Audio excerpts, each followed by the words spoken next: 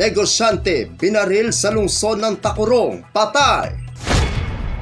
Sukelco nagsagawa ng bagong paraan sa pamamagitan sa mga MCO at pagkakaroon muli ng orientasyon.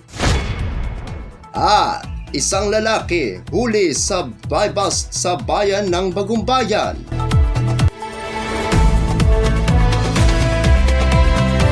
Yan ang ulo ng mga balita sa Sultan Kudarat Headliners.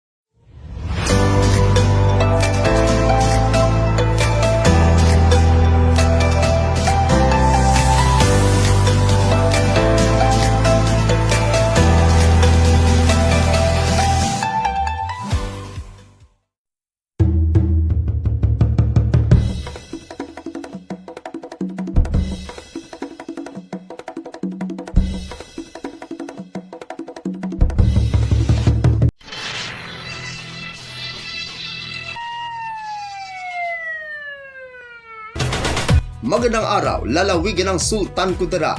Narito na ang mga pangunahing balita sa Sultan Kudarat Headliners ngayong Disyembre 6, taon 2024.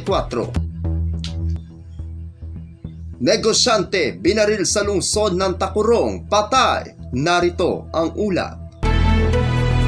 Dead on arrival sa paggamutan ng isang negosyante matapos itong barilin ika-6:30 minuto ngayong gabi. Ika-6 na Disyembre taong kasalukuyan sa bahagi ng corner Quirino Avenue, Alunan Highway, Purok 6, lungsod ng Tacurong. Batay sa inisyal na ulat, kinilala ang biktima na si Rel Blanco, may asawa at pansamantalang nanunuluyan sa bahagi ng Doña Aurora Street, Barangay Poblacion, lungsod ng Tacurong.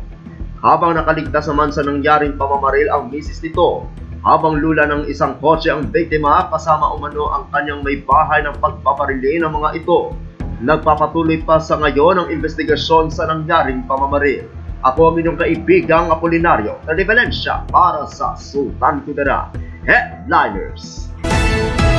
Sukelco nagsagawa ng bagong paraan sa pamamagitan sa mga MCO at pagkakaroon muli ng orientasyon.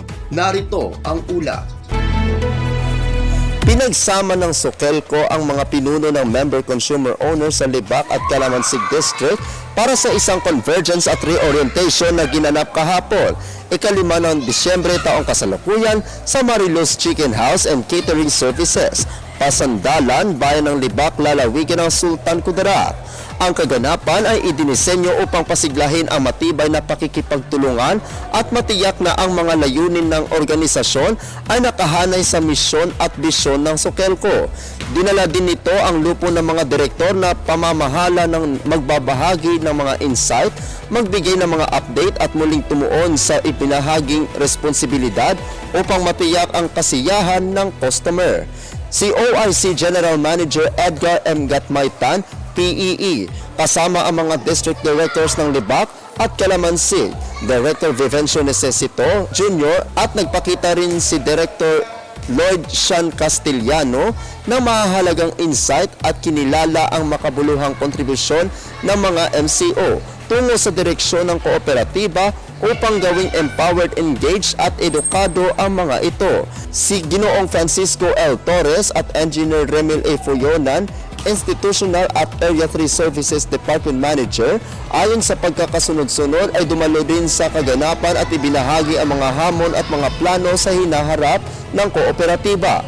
Ang mga MCO ay nakatuon din sa mga responsibilidad at limitasyon ng kanilang mga tungkulin. Isinagawa din ang re-election of officers.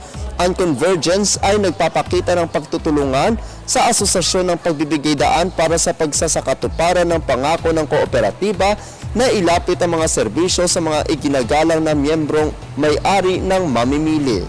Ako ang inyong kaibigang Apolinario 30 Valencia para sa Sultan Kudarat Headliners.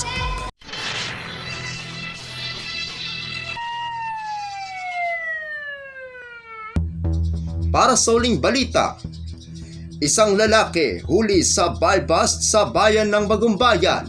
Narito ang una. Kulungan ang bagsak ng isang lalaki na itinuturing na street level individual matapos mahuli sa isinagawang anti-illegal drug operation ng PNP na may koordinasyon sa PDEA 12 sa Purok 7, Barangay Biwang, bayan ng Bagumbayan, lalawigan ng Sultan Kudarat. Ito lamang ika-3 ng Disyembre taong kasalukuyan. Inaresto ang kinilalang suspect na si alias Rasil na naninirahan sa Barangay Kamasi, bayan ng Ampatuan, lalawigan ng Maguindanao del Sur. Matapos itong pagbentahan ng pinaniniwalaang shabu ang isang operatiba na nagpanggap na pusher-buyer. Narecover mula sa pag-iingat ni Rasid 3 heat-sealed transparent plastic sachet na naglalaman ng pinaniniwalaang shabu na nasa 3 gramo ang bigat na may tinatayang standard drug price o SDP na 20,400 pesos at 500 pisong bill na ginamit bilang buy-bust money. Sasampahan ng kasong paglabag sa Republic Act No. 9165 o Comprehensive Dangerous Drugs Act of 2002 ang nahuling drug suspect. Ako ang inyong kaibigang Apolinario 30 Valencia para sa Sultan Kudarat Headliners.